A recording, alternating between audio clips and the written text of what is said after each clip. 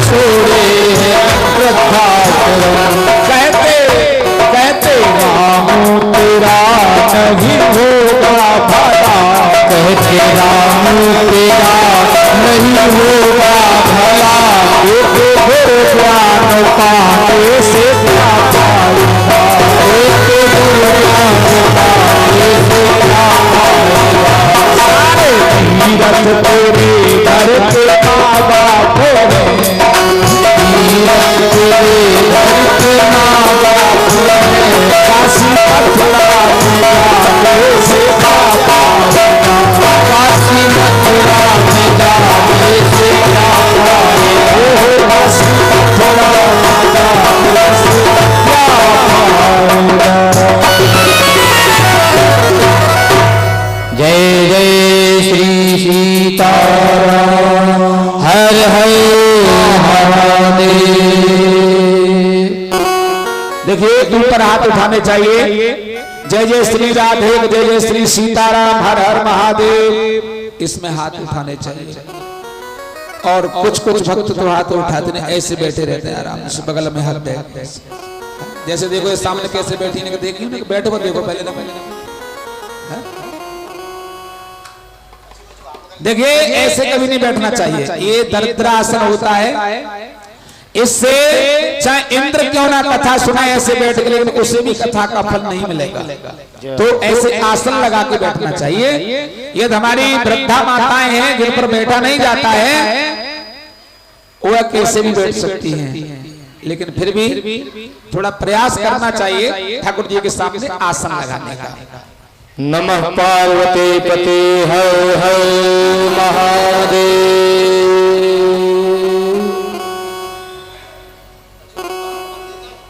गुरुदेव ने बताया कि हे राम, इन गंगा मैया का अवतार तुम्हारे पूर्वजों के उद्धार के लिए हुआ है। भगीरथ जी लेकर के आए गंगा मैया को, बताया, और प्रभु श्री राम ने प्रणाम किया गंगा मैया को, पूजा की और आगे चले। कहां पहुंचे? जनकपुरी में।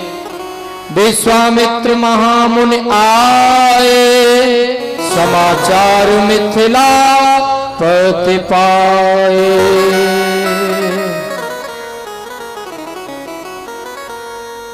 राम लखन दो बंधुवर, रूपशील बल धाम। मखरा ख्यो सब साखी जब, जिते असुर संग्राम।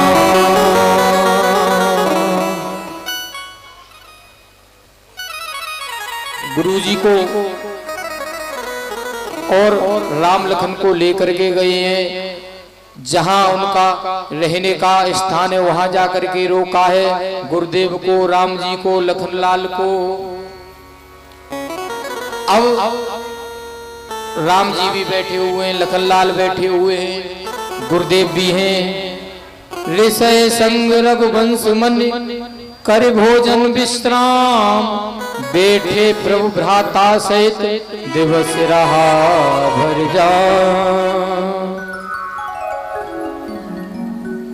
तो यहाँ पे जब बैठे हुए तो लखनलाल ने जनकपुरी देखने की इच्छा प्रकट की है।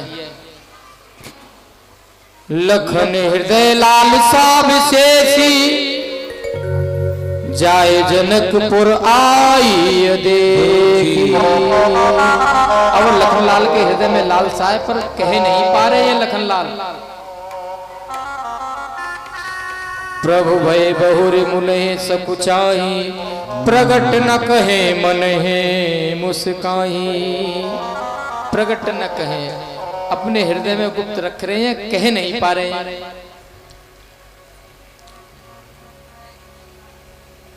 तब राम से कहा लखनलाल ने, तब राम जी ने कहा, नाथ लखनपुर देखन चाहे।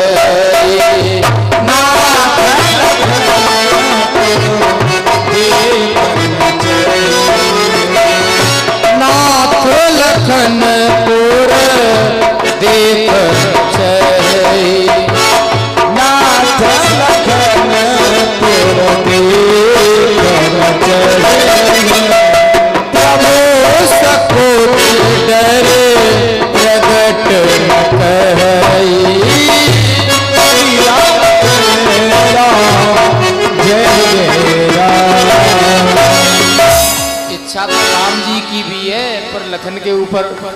कह करके कहा तो गुरुदेव ने आज्ञा दे दी,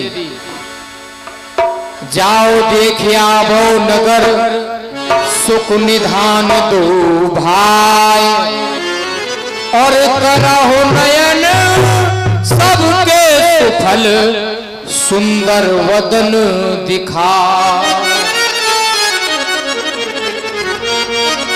गुरुदेव ने कहा, जाओ देख आवो नगर सुख निधान दोए भाई, करहो सफल सबके नयन सुंदर वदन दिखाए।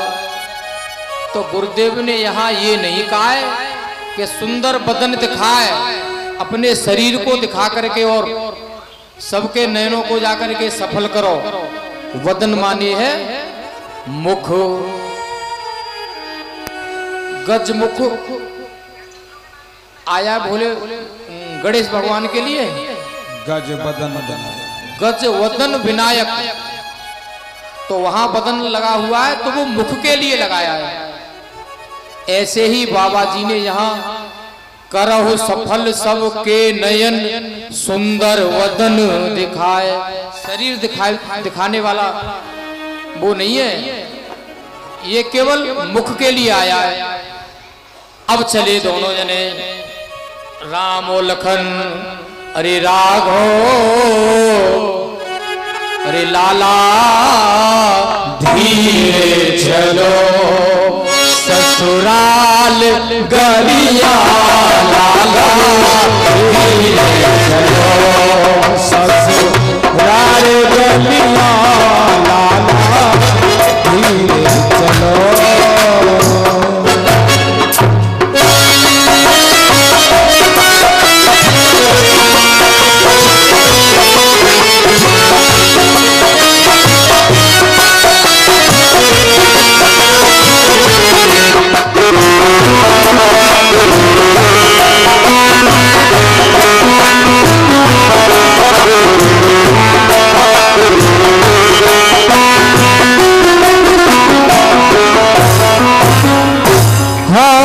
चलो राघव धीरे चलो, चलो राघव धीरे चलो, चलो राघव धीरे चलो, चलो धीरे चलो, लाला राघव धीरे चलो ससुराल गलिया, राघव धीरे चलो ससुराल गलिया, लाला धीरे चलो।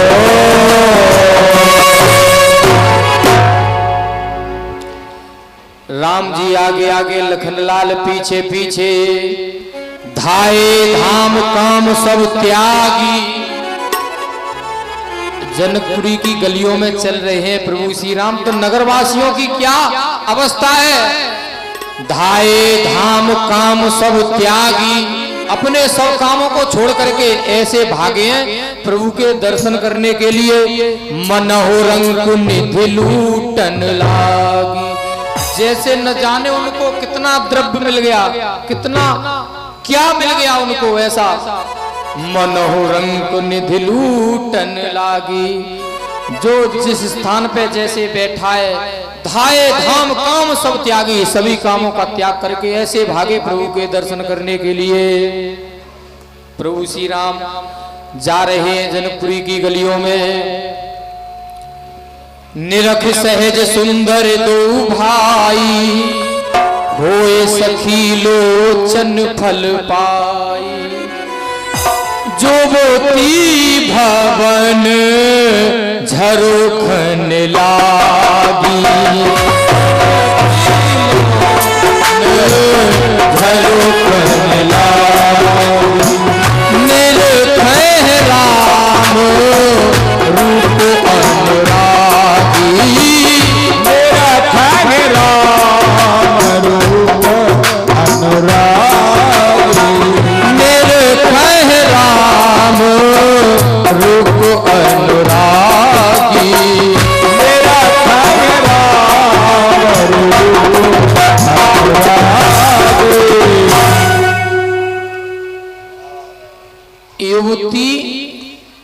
निरख युवती भवन झरोखन लागी। अब जिन नारियों के विवाह हुए हैं अभी, वो पर्दा किए हुए बैठी हैं अंदर घरों में, और उनकी सास आ गई गेट पे, वो प्रभु के दर्शन कर रही हैं। अब वो कहां से दर्शन करें? तो जैसे ये झरोके बने हुए हैं, ये झरोके बने हुए हैं, तो ऐसे ही झरोकों से पहले पुराने मकानों में झरोके बनाए जाते थे हवा के लिए, देखने के लिए। युवती भवन झरोखन लागी, निरखे राम रूप अनुरागी। झरोकों से देख रही हैं, और कुछ माताएं गट्टी हैं, वो झरोकों से तक नहीं पहुंच पा रही हैं, वो व्यवस्था करके फिर भी देख रही हैं। प्रभु को, राम को देख देख देख वही कीजिए, ऐसे भाव है उनके हृदय में। तो यहां लिखा है, अनुव्याही हुलसी फिरे, ब्याही लेन उसास, गोने की मोने भई छाड़ राम की आस। अब आपस में चर्चा कर रही है, देखो सखी कितने सुंदर है। अनुव्याही हुलसी फिरे, जिनकी शादी नहीं हुई है, वो प्रभु श्री राम के रूप को देख करके अपने हृदय में ये भाव जागृत कर रही है कि मेरा विवाह हो जाए इनके साथ। अनुव्याही हुलसी फिरे और ब्याही लेत उसास। अब ब्याही क्या सोच रही है कि पहले ही मिल जाते ये हमें, हमारा तो अभी 4 दिन ना भय ब्याह को, अब हम कहाँ जाएं? 4 दिन पहले ही मिल जाते, इनको देख लेते तो हमारे साथ ही इनका विवाह हो जाता। अनब्याही हुलसी फिरे, ब्याही लेन उसास, गोने की मोने रहे। वो तो मौन ही है नहीं बिल्कुल, कि हम तो कहीं के भी नहीं रहे, हम तो अभी गोने में ही हैं, हम तो अभी गोने में ही हैं। गोने की मोने रही, छाड़ राम की अब उन्होंने तो प्रभु की आस ही छोड़ दी कि हमें तो मिल ही नहीं पाएंगे। छाड़ राम की आपस में सखी अपने अपने भाव प्रकट कर रही हैं। तभी तो भगवान कन्हैया के 16,001 विवाह हुए, तो ये भी सखियां थी कुछ जनकपुरी की नारियां, जिन्होंने राम को देख करके और विवाह करने की इच्छा प्रकट की है। और इन्होंने ही नहीं, अब कल वनवास होगा तो ऋषि पत्नियां, श्रवर कन्याएं, उन्होंने भी प्रभु को देख करके विवाह की इच्छा प्रकट की है। कुछ ऋषि जो सखी संप्रदा प्रारंभ हुई है, उन्होंने धोती बीछिया मांग श्रृंगार बना करके विवाह हो जाए। तो जे सखी बाबा जो होते हैं, उन्होंने भी इच्छा प्रकट की, प्रभु का रूप ही ऐसा है। तो कुछ ये जनकपुरी की नारियां, कुछ श्रवर कन्याएं, कुछ ऋषि पत्नियां, उन्होंने भी प्रभु को देख करके विवाह की। तो ये सब मिलाकर के 16,001 भगवान कन्हैया के विवाह हुए। यहाँ पे राम ने मना कर दिया था कि मैंने एक नारी व्रत धारण किया है, त्रेता में केवल एक ही विवाह करूंगा मैं। तुम सभी के साथ, तुम्हारे हृदय में इच्छा है विवाह करने की, तुम सबसे मैं नेक्स्ट द्वापर में जाकर के विवाह करूंगा। तो ये जो अनिहाई, अनब्याही हुलसी फिरे, ब्याही ले नवसास, मोने की गोने वही छाड़ राम की आस, इन सभी के साथ ये जाकर के 16,001 में अब आपस में सखिया चर्चा कर रही है। कहे सखियस को तन धारी, जो न मोह रूप निहारी, ए दो दशरथ के ढोटा, बाल मराल के कल जोटा। आपस में एक जनकपुरी की एक माताई, उनका विवाह हुआ था अवधपुरी में। तो वो सब जानती हैं, सखी से कह रही ये दोनों दशरथ के झोटा, ये राजा दशरथ के पुत्र हैं, मैं जानती हूं। लक्ष्मण नाम राम लघु भ्राता। मैं इनके नाम को भी जानती हूँ सखियो। ये जो राम के छोटे भाई हैं लघु भ्राता, इनका नाम है लक्ष्मण।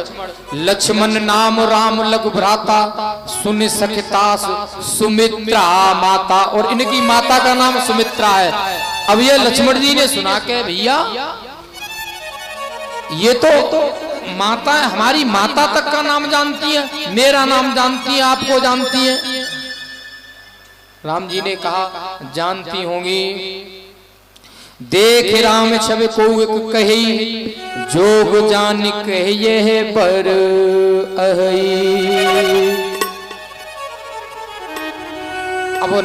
अब नगर देखने के बाद प्रभु श्री राम आए गुरुदेव के पास और भोजन इत्यादि किया।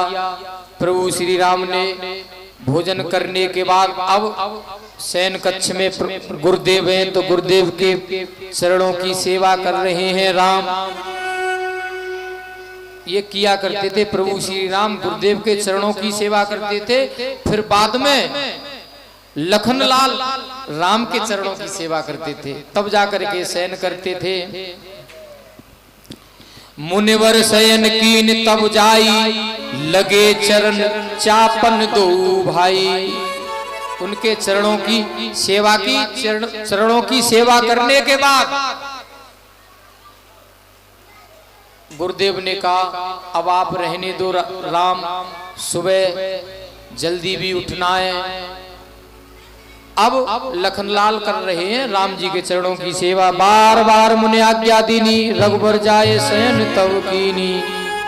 चापत चरण लखन और लाए, शयन सभय सप्रेम परम सच पाए। लक्ष्मण ने प्रभु श्री राम के चरणों की सेवा करने के बाद राम जी ने कहा लखनलाल अब आप आराम करो। उठे लखन निस विगत सुन। और जब सुबह उठते थे तो लखनलाल सबसे तो बाद में सोते थे शरण सेवा करने के बाद प्रभु की, और सबसे पहले उठते थे। उठे लखन निस विगत सुन, अरुण शिखा धुन काल। गुरु ते पहले जगत पत, जागे राम सुजान। ये कायदा कहता है कि गुरुदेव से पहले शिष्यों को जगना चाहिए, पर आजकल के शिष्य देखे हैं गुरुदेव ब्रह्म मुहूर्त में जाग जाएंगे, और जब तक 4 बार शिष्यों को जगाना लें तब तक शिष्य जगेंगे नहीं। समझे? गुरुदेव ब्रह्म मुहूर्त में जगने के बाद 4-4, 6-6 बार जगाने पहुंचते हैं शिष्यों को, तब जाकर के जगते हैं। सकल सोच कर जाए नहाए, नित्य निबाह मुने सिरनाए। समय जान गुर आयुष पाई, लेन प्रसून चले दो भाई। गुरु से आज्ञा लेने के बाद अब दोनों भाई कहाँ गए? प्रसून लेने के लिए, फूल लेने के लिए। जनकपुरी में एक वाटिका है जनक जी महाराज की, उस वाटिका में राम और लखन फूल लेने के लिए गए। और जब राम लक्ष्मण जी फूल तोड़ रहे हैं तो तभी इधर से सीता जी का जाना हुआ वाटिका में, प्रसून वाटिका में। तेहे अवसर सीता तेहे आई। तेहे अवसर सीता तेहे आई। गिरजा पूजन जनने पठाई। गिरजा पूजन जनने पठाई। संग सखी सब सुभग सयानी। संग सखी सब सुभग सयानी। गावे गीत मनोहर गानी।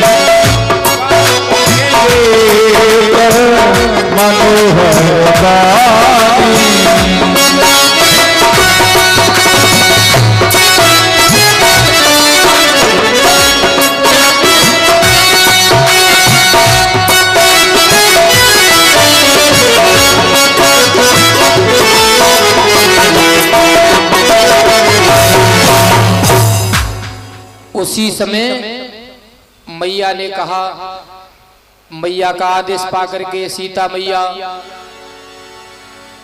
गिरजा पूजन के लिए आई। जब गिरजा पूजन के लिए आई, संग सखी सब सुभग सयानी, गावे गीत मनोहर वाणी। एक सखी सिय संग बिहाई, गई रही देखन फुलवाई। एक सीता मैया की सखी थी, वो फुलवारी देखने के लिए लग गई। इधर सीता मैया पूजा कर रही हैं, तो उसने क्या देखा, प्रभु श्री राम को दोनों को देख लिया, सीता मैया की सखी ने। और जैसे ही प्रभु श्री राम के मोहनी सूरत को देखा, मूरत को देखा, व्याकुल हो गई, सुध बुध खो गई उसकी। तुरंत दौड़ी दौड़ी कहां, सीता मैया के पहुंची पास, और सीता मैया के पास पहुंच करके कहा, तास वचन अतिशय सुहाने, दरस लाग लोचन अकुलाने।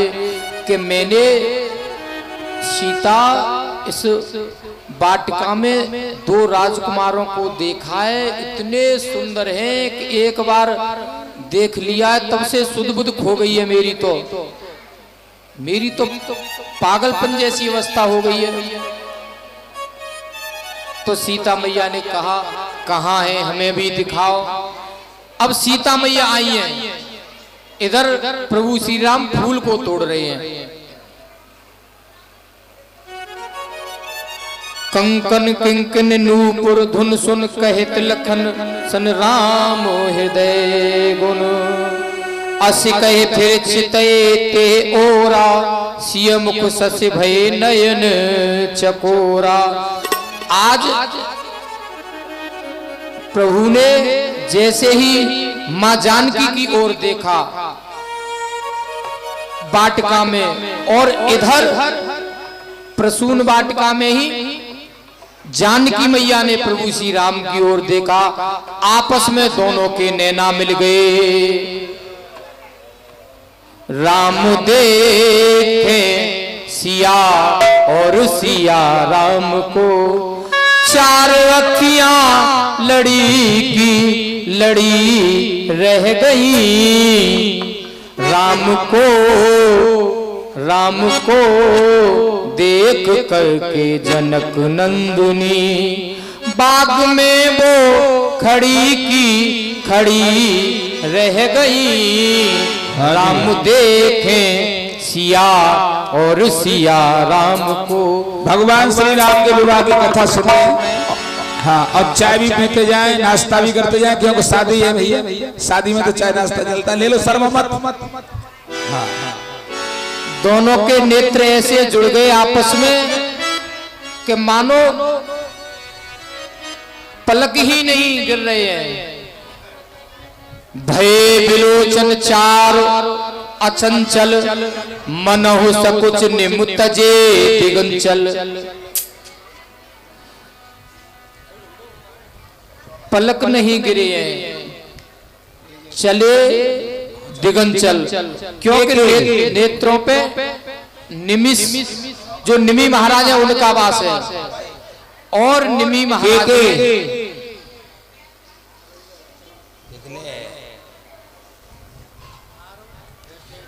महाराज ने विचार किया कि ये मेरे वंश की कन्या है,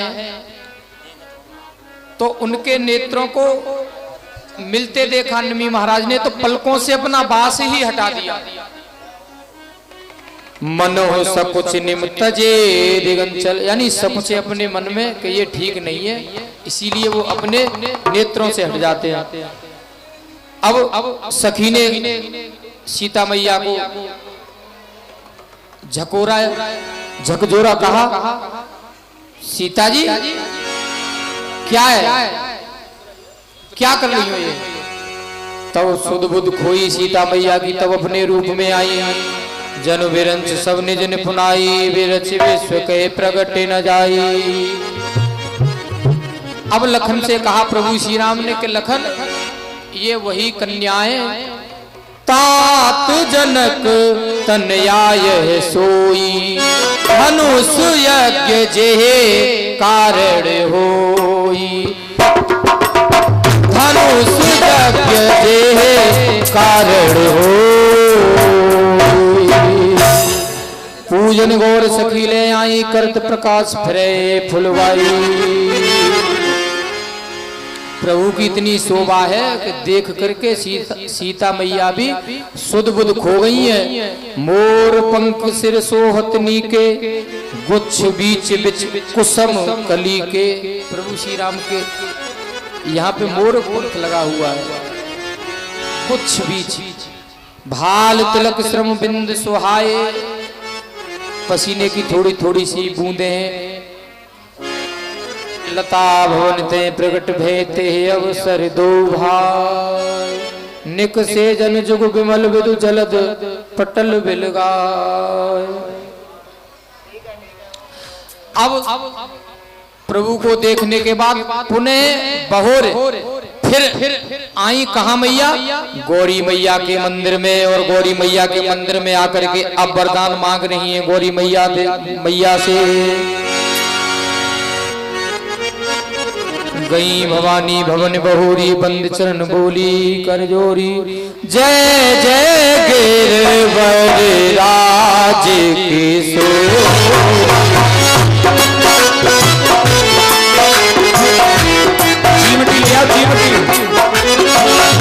जय जय गिरवर राज किशोरी, जय महेश मुख चंद्र चकोरी,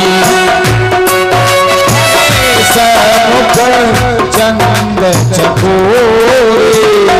जय गज बदन सड़ारन माता, जय गज बदन सड़ारन माता, जगत जननी दामिनी दुतिदाता।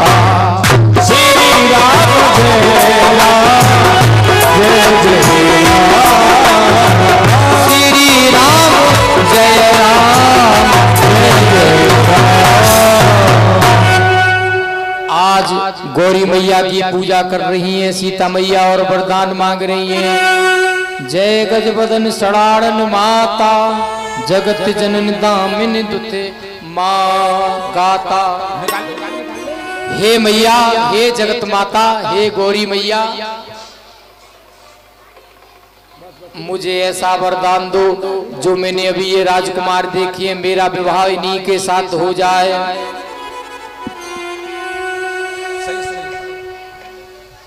मैया से बार बार विनती की, मोर मनोरथ जानहुनी के, बसों सदा और पुर सब ही के। हे मैया, मेरा इन्हीं के साथ विवाह हो। जब बार बार विनय की सीता मैया ने, विनय प्रेम बस भैय भवानी, हसी माल मूरत मुस्कानी, हसी माल मूरत मुस्कानी। विनय प्रेम बस भैय भवानी, खसी माल। अच्छा ये बताओ, माला का खसना शुभ है या अशुभ है? खसी माल मूरत मुस्कानी बहुत शुभ माना गया है। माला का खसना, खसी माल, मैया के गले से माला खस करके और सीता मैया के हाथ में एक पुष्पाया। खसी माल मूरत मुस्कानी, सुन सिय सत्य आशीष हमारी, पूजे मन कामना तुम्हारी। जो तुम्हारी कामना है वो पूरी होगी। मैया ने वरदान दे दिया किनको? सीता मैया को। जान गोर अनुकूल सियहि हरस न जाए कहे, मंजुल मंगल मुम बाम अंग फरकन लगे। सुमन पाए मुनि पूजा कीनी, पुण्य शीस दुए भाई ने दीनी। इधर प्रभु श्री राम आए, गुरुदेव को पुष्प दिए, गुरुदेव ने पूजा की। पूजा करने के बाद करे मुनि चरण सरोज प्रणामा, आयुष पाए कीन बेश्रामा। और विश्राम करने लगे रात्रि में। अब विश्राम करने के बाद गुरु जी की चरण सेवा करने के बाद सो जाते हैं प्रभु श्री राम। सुबह उठे, नित्य क्रिया की। नित्य क्रिया करने के बाद सतानंद तब जनक बुलाए, कौशिक मुनि पह तुरते पठाए। जनक जी ने सतानंद तब जनक बुलाए, सतानंद जी को बुलाया और विश्वामित्र जी को बुलाने के लिए भेजा उनको। सतानंद पद बंद प्रभु बैठे, गुरु पह जाए चलो, तात मुनि कहो तो पठवा जनक बुलाए।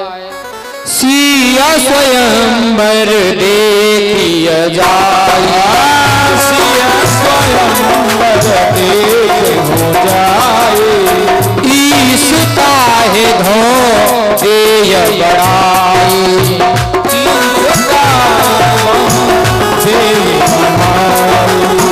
श्री राम जय राम जय जय राम।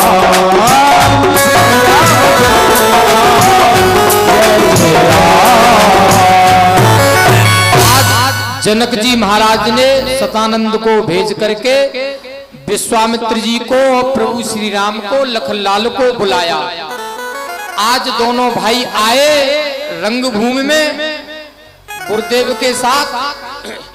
तो यहाँ बाबा जी ने एक चौपाई लिखी है।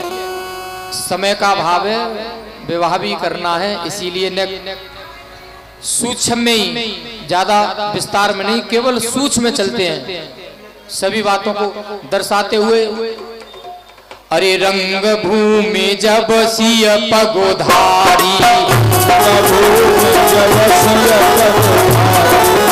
रंग भूमि जब सिय पगोधारी, जब सिय पगोधारी, रंग भूमि जब सिय पगोधारी, भूमि जब सिय पगोधारी, देख रूप मोहे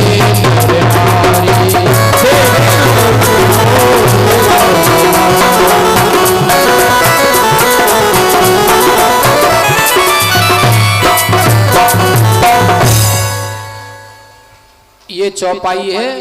जब रंग भूमि जब सिय पगधारी, प्रभु श्री राम आए रंग भूमि आए, दो भाई अस सुध सब पूर्वास निपाही। तो प्रभु ने जैसे ही कदम रखा है रंगभूमि में, तो सबने प्रभु को देखा है। तो जिसकी जैसी भावना है, जाकी रही भावना जैसी, प्रभु मूरत तिन देखी तैसी। जिसके हृदय में जैसे भाव है, जिसके दुष्ट भाव है, तो दुष्ट को तो परमात्मा काल दिखाई दे रही है, भक्त को परमात्मा भगवान दिखाई दे रहे हैं।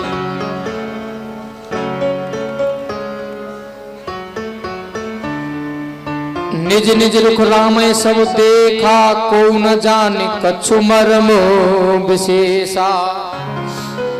किसी ने यहाँ पे भी मर्म नहीं जाना परमात्मा का। कल मर्म का प्रसंग आएगा, तो कल मर्म पे ही बोलेंगे। गुरु जी का आशीर्वाद है।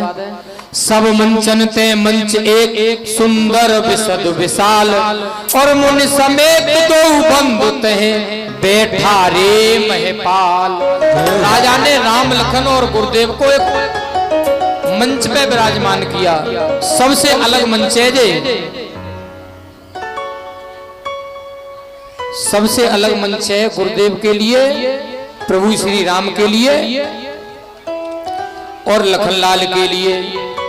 अब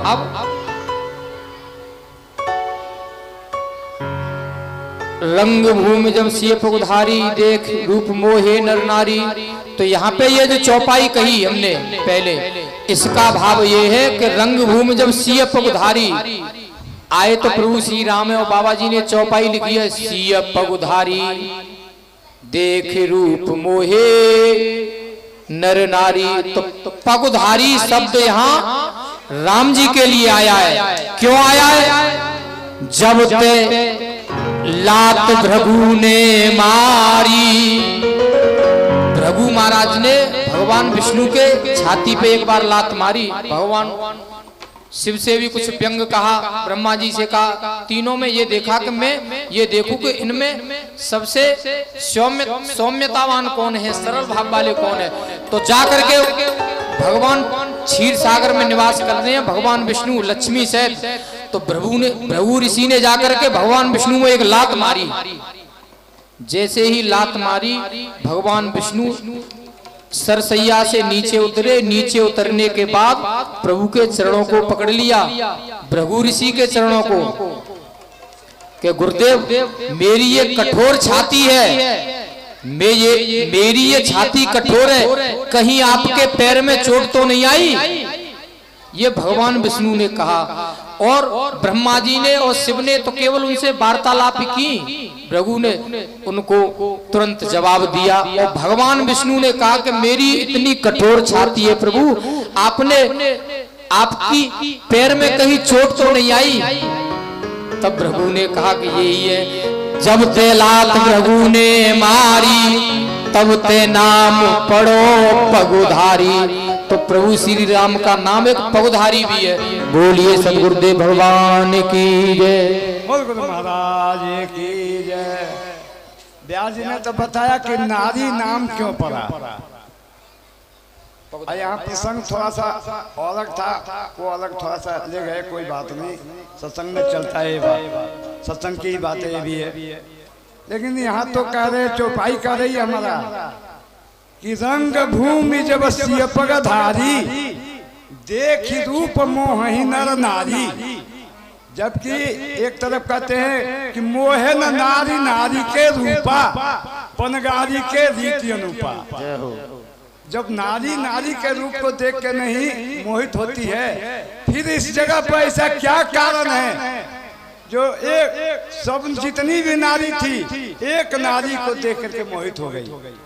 इसका कारण क्या था? इसका कारण यही था कि वो नारी नारी नहीं थी, वो आम नारी नहीं थी, जिसको हम आदि शक्ति कहते हैं, जिसको हम आदि शक्ति कहते हैं, जिसका कोई रूप नहीं है। हम अलग अलग रूप में शक्ति को देखते हैं और पूजते हैं, मानते हैं, लेकिन अलग अलग रूप में देखते हैं, लेकिन नहीं, वो नारी का रूप कोई देखता नहीं है जो उस वक्त पर विराजमान थी। तीनों लोग के स्वामी के साथ में वो जो स्टेज पर स्वयंवर में जब वहाँ विराजमान थी, इसलिए उस नारी को, सीता के, राम के रूप को, तीनों लोग के स्वामी को और शक्ति को देख करके सब कोई मोहित हो गया उस सभा का। बोलिए सदगुरुदेव भगवान की जय। जय जय श्री सीताराम। साधारण भाव है इस चौपाई का। रंग भूमि जब सीता जी की रंग भूमि में जब पगधारी आए, कौन? प्रभु श्री राम। रंग भूमि जब पगधारी, तो देख रूप मोहे नर नारी। यहाँ सीता जी के लिए नहीं है, केवल प्रभु श्री राम के लिए है। प्रभु के रूप को देख करके देख रूप मोहे नर नारी। सीता जी नहीं आई है अभी, सीता जी की रंगभूमि में प्रभु श्री राम आए हैं। रंगभूमि जब पगधारी, देख रूप मोहे नर, क्योंकि मोहे नार नार के रूपा। बताते हैं नारी दूसरी नारी को देख करके कभी खुश नहीं होती है। मोहिना नारे नारे के रूपा, पन्नगार ये रूप अनूपा। तो ये नारी के लिए नहीं है, यहाँ पे तो चौपाई कह रही है भगवान राम के लिए। रंग भूमि जब सीता जी की रंग भूमि में कौन आया? प्रभु श्री राम। रंग भूमि जब पगुधारी, देख रूप मोहे नर नारी। अब बाद में आएंगी सीता जी इस रंगभूमि में। अभी केवल राम, लक्ष्मण और विश्वामित्र ही तो आए हैं अभी रंगभूमि में। सीता जी आएंगी बाद में जयमाला लेकर के। बोलिए सदगुरुदेव भगवान की जय। तमक ताक तक शिव धन धरही, उठे न कोट भांत बल करही। ये जो भगवान शिव का धनुष है, इसका नाम है अजगव। इसी धनुष की प्रतिज्ञा है। एक बार खेल खेल में सीता मैया ने इसको उठा लिया था। तभी जनक जी ने विचार किया कि ये जगदम्बा हैं, जगत माता हैं, ये साधारण कन्या नहीं है सीता। तभी तो उस धनुष के लिए ही कहा है उन्होंने कि इस धनुष के ही माध्यम से इनका मैं स्वयंवर रचाऊंगा। वही है ये स्वयंवर। बोले बंदी वचनवर सुनो सकल महिपाल, पन विदेह कर कहीं भुजा उठाए विशाल। अब राजन ने कहा, स्वयंवर में और भी राजे महाराजे बैठे हुए हैं, सभी से कहा कि आओ अपना अपना बल अजमाओ। तो सभी राजे महाराजे आते हैं। दीप दीप के भूपति नाना, आए सुने हम जो पन उठाना। मानस कह रही है बुलाई नहीं आई। राजा ने किसी को निमंत्रण नहीं दिया है। ये कहते हैं कि राजा जनक जी ने दशरथ को नहीं बुलाया, सभी राजा महाराजाओं को बुलाया और केवल दशरथ को नहीं बुलाया। तो ये मानस में तो बाबा जी ने लिखा है, दीप दीप के भूपति नाना, आए सुने हम जो पन उठाना। अब राजे महाराजे आकर के धनुष को उठाते हैं तो धनुष उठता ही नहीं है, बिजली जैसा एक करंट लगता है और भाग जाते हैं। तो कहा है चौपाई आई है, भूप सहस देश एक ही बारा, भूप सहस देश एक ही बारा, भूप सहस देश एक ही बारा, लगे उठावन तरह तारा, लगे उठावन तरह तारा। भूप सहस, सहस्त्र माने 10,000। बाबा जी कह रहे हैं कि भूप सहस 10 एक ही बारा, एक बार। क्या धनुष इतना बड़ा था कि 10,000 राजा लग गए। तो सभी ने अपने भाव बताए। यहाँ पे संतों के भाव हैं, कोई कुछ कहते हैं, कोई कुछ कहते हैं। भूप सहस 10, सहस माने सहस्त्रबाहु अर्जुन, 10 माने दशानन, दोनों आपस में मिलकर के एक बार लगे उठावन टहरे नटारा। कुछ ये भी कहते हैं। पर भूप सहस एक बार 10,000 राजा एक दिन में, एक ही बार आया है दिन के लिए, एक दिन में 10,000 राजा लग गए सुबह से शाम तक। भूप सहस दिस एक ही बार माने दिन, एक दिन में 10,000 लग गए, लगे उठावन टरहे नटारा। देव तनुज धर मनुज शरीरा, विपुल वीर आए रणधीरा। देवता भी अपने मनुष्य शरीर को धारण करके आए हैं। अब जन को माखे भट्ट मानी, वीर विहीन मही में जानी। अब राजा जनक ने कहा, अब मैं समझ गया ये राजे महाराजाओं, तुम में वो वीरता नहीं है, वो ताकत नहीं है, तुम इस छोटे से धनुष को नहीं उठा पाए। अब मैं समझ गया ये पृथ्वी वीरों से विहीन हो चुकी है, वीर विहीन मही में जानी। बोलिए सदगुरुदेव भगवान गुरु महाराज की जय।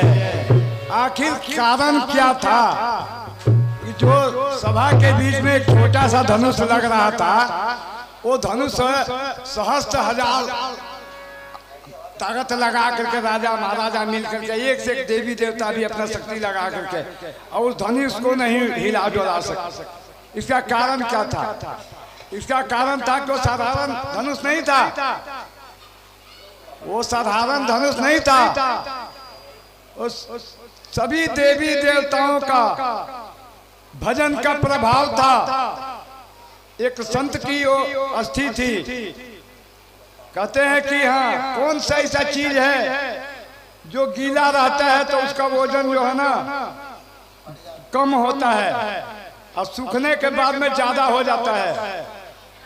एक यही है दधीची का अस्थि। दधीची राजा का अस्थि थी और धनुष, जो कि वृत्रासुर के राक्षस को मारने के लिए जब किसी को नहीं मारा तो दधीची से जाके मांगा गया है। संत इससे परमार्थ करते हैं, अपना हड्डी तक भी दे करके, अपना अस्थि तक भी दे करके, अपनी चमड़ी तक भी दे करके संसार का परमार्थ करते हैं। उनको कहते हैं संत। हाँ, नहीं रोटी खाने के लिए तो घर घर, तुम्हारे घर खा ले, उनके घर खा ले, उसका कोई नाम नहीं है, जिसका कोई अंत ना हो, जिसका कोई अंत ना हो। ये भूखा है, प्यासा है, रो रहा, हंस रहा है, लड़ रहा, झगड़ रहा, सम। संत और सम एक ही शब्द है, जो बराबर है, जरा में, गर्मी में, बरसात में, उसका नाम है संत। बोल सदगुरुदेव भगवान की जय जय। गुरुदेव ने बताया कि ये जो धनुष था, अभी आपने सुना, गुरुदेव ने कहा कि ये जो धनुष था महर्षि दधीच की हड्डियों का बना हुआ था। एक बार महाराज बलि ने जब विश्वजित यज्ञ किया तो विश्वजित यज्ञ के प्रभाव से तीनों लोगों पे अधिपति हो गया, उसने स्थापित कर दिया। क्योंकि विश्वजित यज्ञ का ये प्रभाव है कि अमर भी है कोई, फिर भी उसे जीत ना पाए। देवताओं पे उसने अटैक किया और सबको वो करने लगा, परेशान करने लगा। तो सभी देवताएं कंदराओं में जाकर के छिप गए अपने प्राणों को बचाने के लिए। और जो भी अस्त्र शस्त्र थे देवताओं के पास, वो महर्षि दधीच ऋषि को दिए कि गुरुदेव हम बेशक अमर हैं, देवता अमर तो थे, विश्वमोनी ने अमर करा दिया उनको अमृतपान करा के, पर अब हम बलि से नहीं जीत सकते हैं। बलि ने विश्वजित यज्ञ कर लिया है, हम कंदराओं में छिपे हुए हैं, हमारे अस्त्र शस्त्र ये छीन ले जाएगा। तो सभी अस्त्र शस्त्रों को दधीच ऋषि को पान करा दिया था कि बाद में ले लेंगे हम गुरुदेव। जब भगवान विष्णु ने बलि को सुतैलोक का राजा बना दिया, उसके बाद तब एक बार सभी देवता आए दधीच ऋषि के पास। त्रिपुरासुर हुआ है, कौन हुआ है वो, उसका वध करने के लिए कि दधीच ऋषि जो हमारे अस्त्र शस्त्र थे आपके पास, अब वो हमें दे दो, क्योंकि अब वो मरेगा नहीं बिना उसके। तो महर्षि दधीच ने एक गाय को बुला करके अपने शरीर को चटवाया है, 3.5 वज्र बने हैं। दधीच ऋषि के हड्डी से 3.5 वज्र बने हैं और ये 3 धनुष बने हैं, अजगब, पिनाक और एक और है वो महाराज कंस की यज्ञ में भगवान कन्हैया ने तोड़ा। अजगब, पिनाक और सारंग, वो सारंग था, ये 3 बने हैं। तो इस धनुष का नाम था अजगब, ये दधीच ऋषि की हड्डियों से बना था।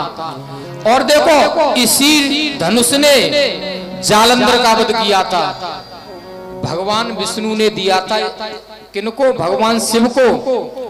तो इसी अजगब नाम के धनुष ने जालंधर का वध किया था। तब भगवान शिव ने परशुराम को दिया, परशुराम ने यहाँ पे रखा ये। तो ये अजगब महेश दधीच की हड्डियों से बने हुए हैं, बना हुआ है धनुष। अब सभी राजा महाराजा उठा रहे हैं पर वो उठता नहीं है धनुष। तब जनक ने कहा, बोले बंदी वचन भर सुनहु सकल महपाल, पन विदेह कर कहूं हम भुजा उठाय विशाल। कहन बुझाए कहूं पन मोरा, चले ही हर्ष न थोरा। जब जनक जी ने कहा कि मैं जानता हूं कि अब ये पृथ्वी वीरों से विहीन हो चुकी है, कोई ऐसा सूरवीर नहीं दिखाई दे रहा मुझे कि इस धनुष का भंजन कर दे। बहुत क्रोध किया है महाराज जनक ने। जब जनक ने क्रोध ज्यादा किया, अब लखनलाल उठे। लखनलाल ने कहा जनक जी ठहरो, आप अभी बड़े भाई को नहीं जानते, ये जो श्री रघुवीर हैं और मैं इनका लघु भ्राता लक्ष्मण हूं, आप इनको जानते नहीं हो। कही जनक जिस अनुचित बानी, विद्यमान रघुकुल मन जानी। लक्ष्मण जी ने कहा बहुत अनुचित वाणी की है तुमने जनक जी महाराज, तुम जानते नहीं हो ये तो क्या है धनुष, जो तुम्हार अनुशासन पावो, कंदुक एव ब्रह्मांड उठावो। इस धनुष को सहित इस ब्रह्मांड को ही कंदुक के समान में उठा करके ले जाऊंगा, ये तो बहुत छोटा सा धनुष है। जब लखन ने आक्रोश किया तो विश्वामित्र ने कहा, विश्वामित्र कहने लगे रहो लखन खामोश, और काम तुम्हारा है नहीं, क्यों व्यथा बढ़ावो रो।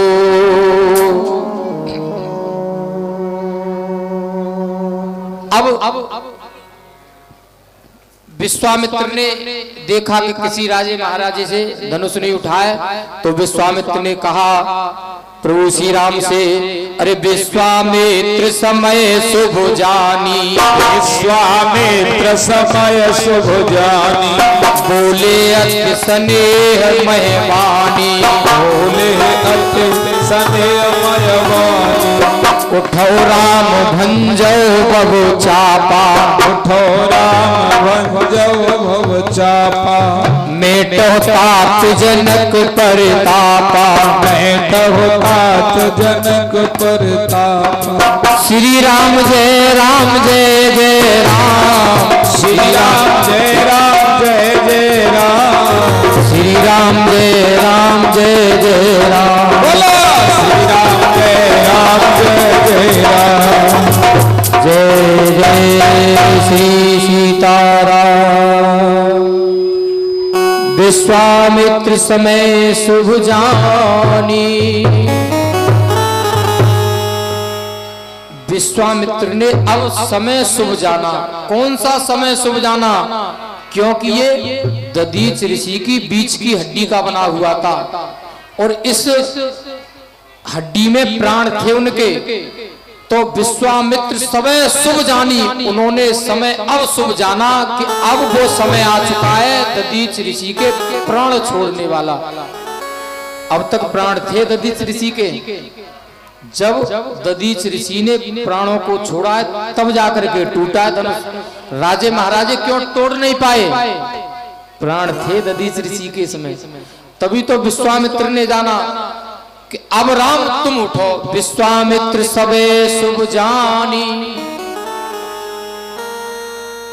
तब राम जी को आदेश दिया, क्योंकि अब इनके प्राण नहीं है इस धनुष में, अब जाओ।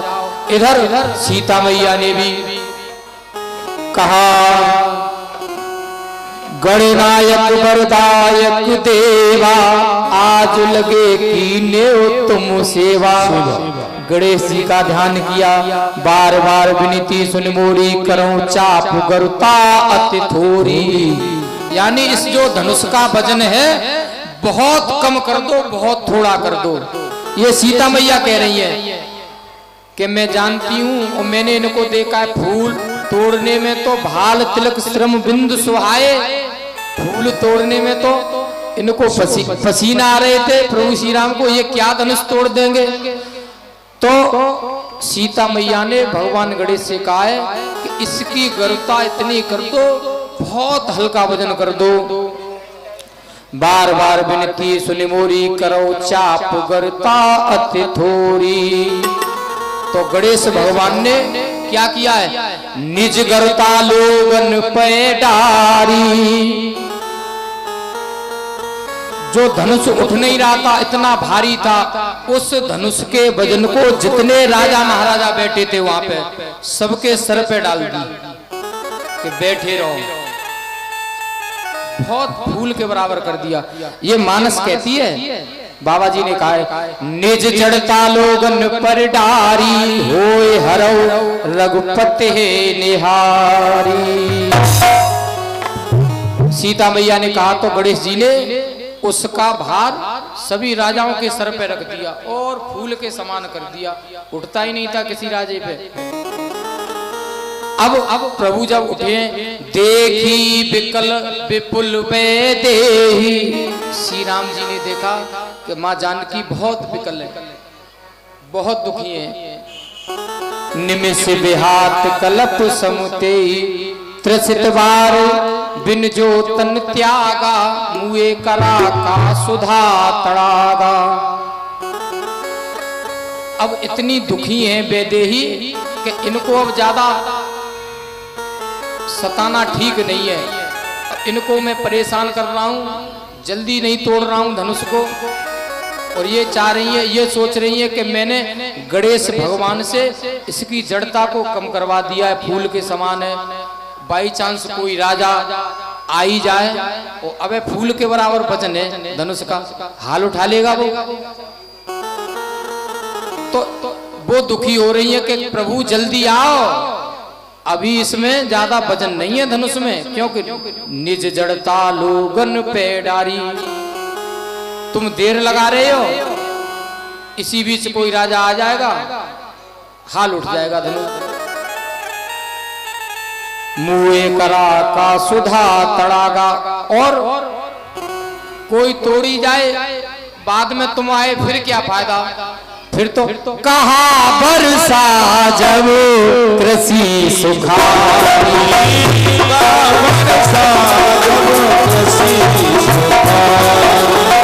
कहा बरसा जब कृषि सुखारी,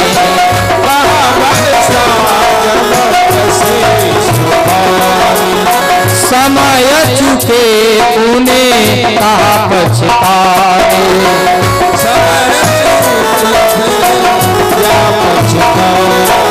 गुरु प्रणाम मन ही मन कीना,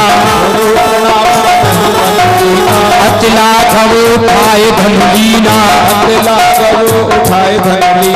तम क्यों गामिन झिल जब लयऊ, पुन नव धुन मंडल समभयऊ, ले चढ़ावत खेचत गाड़ी, चढ़ावत खेचत गाड़ी, काहू न लखा देख सब ठाड़े, काहू न लखा देख सब ठाड़े। छन राम मध्य धन तोरा भरे भुवन धुन घोर कटोरा, छन राम मध्य धन तोरा भरे भुवन धुन घोर कटोरा, छन राम मध्य धन तोरा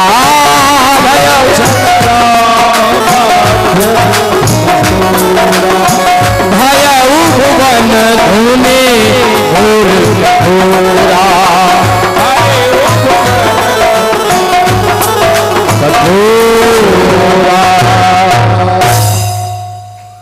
तेह छन राम मध्य धनु तोरा।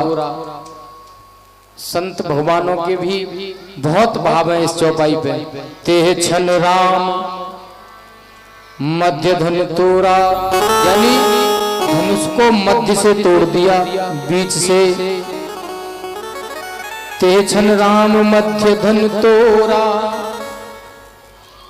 एक भाव और, आकाश पृथ्वी और पाताल, तो ये पृथ्वी का जो भाग है ये मध्य है, आकाश पृथ्वी पाताल। तो मध्य वाले लोक में, मध्य वाले लोक में ते छन राम मध्य धन तोरा। अनेकों संतों के भाव है बलराम, राम और परशुराम। तो कौन से राम ने तोड़ा? जो मध्य वाले राम हैं। सतयुग में परशुराम, त्रेता में कौन? प्रभु श्री राम, और द्वापर में बलराम, तो कौन से वाले? ते छन राम मध्य धन तो छन राम मध्य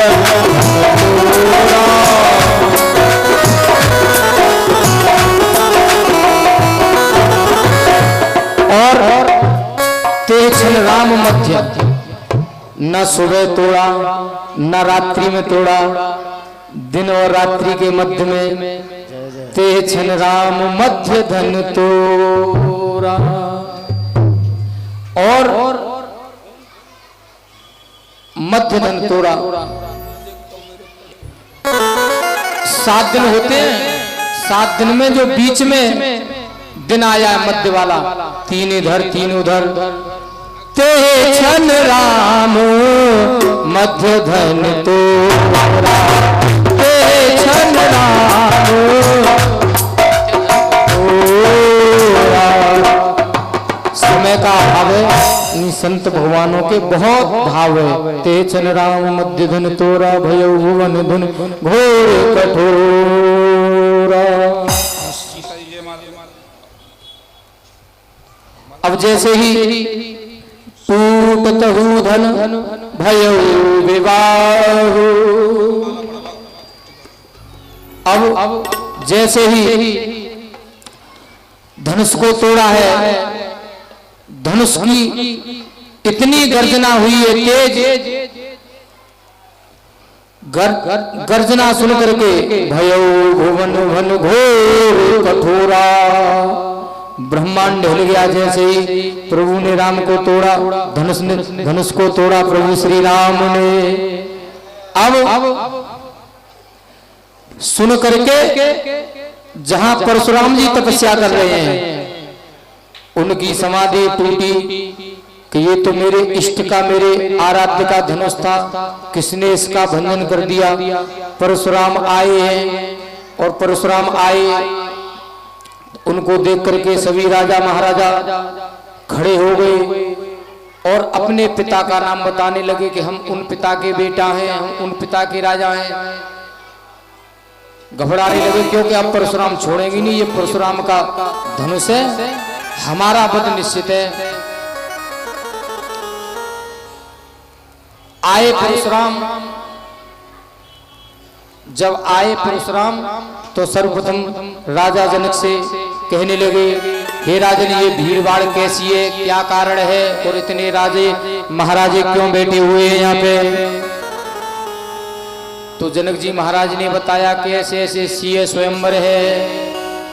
अब जैसे ये जनक बता जल्दी मुझको, और ये धनुषा किसने तोड़ा।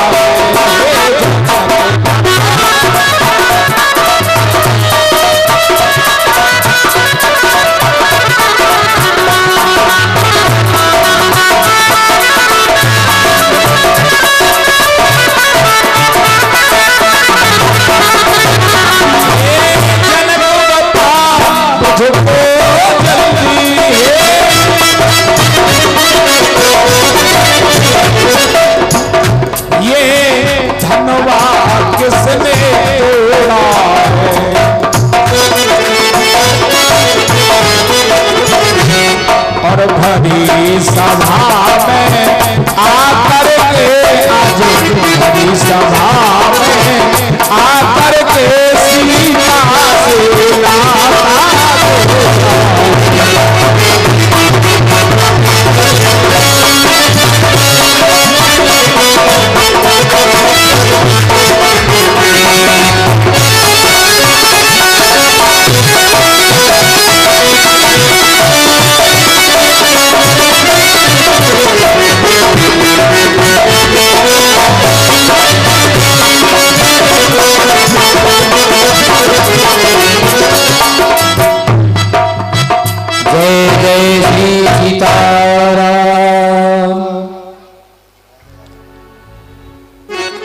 परशुराम जी आए तो राम जी ने कहा, नाथ समुदन भंजनिहारा होए कोई एक दास तुम्हारा। अब ये परशुराम वाला प्रसंग आप कल सुनेंगे। अब विवाह प्रसंग सुने आप, क्योंकि विवाह में झगड़ा ठीक नहीं है, क्योंकि लक्ष्मण से परशुराम से झगड़ा है, राजी बाजी से प्रभु का विवाह होगा। झांकी आ रही है आपके सामने सीताराम की। विवाह में झगड़ा ठीक नहीं है, क्योंकि परशुराम जी ने तो झगड़ा कर ही दिया। 2 कुर्सियां डाल देना के अब दूत भेजे 2 कुर्सी। राजा जनक जी ने अवधपुर में, दूत अवधपुर पठवे जाई आने नृप दशरथ है बुलाई। तो राजा दशरथ ने गुरु जी को बुलाया और अपने सभी सुमंत जी को, इष्ट मित्रों को तैयार किया, बताया दूतों ने जाकर के। तो अब बारात लेकर के कौन आए? राजा दशरथ। धनुष पहले टूट गया, बारात अब आ रही है। बारात लेकर के आए राजा दशरथ जनकपुरी में। जय जय। बारात आई तो राजा ने बारात की अगवानी की, उनके बैठने उठने की अच्छी व्यवस्था की, एक सुंदर स्थान रखा जहां पे उनको बिठाया, भोजन नाश्ता इत्यादि सभी व्यवस्थाएं की। अब जनकपुरी ऐसी सज रही है, सभी देवतागण ऐसे सजा रहे हैं। बंदरवान पताका हेतु सबन बनाए मंगल है, सभी मंगलों को गाने लगे। जनकपुर की जितनी भी माता बहनाएं विवाह वाले गीत गाने लगी। मंडप के नीचे सभी बोलना, सभी माता बहनाएं।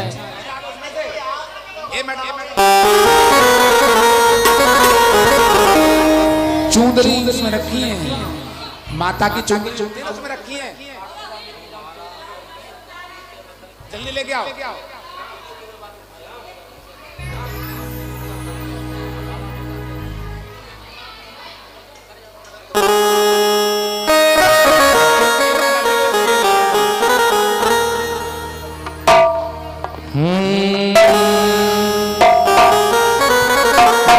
मंडप के नीचे आज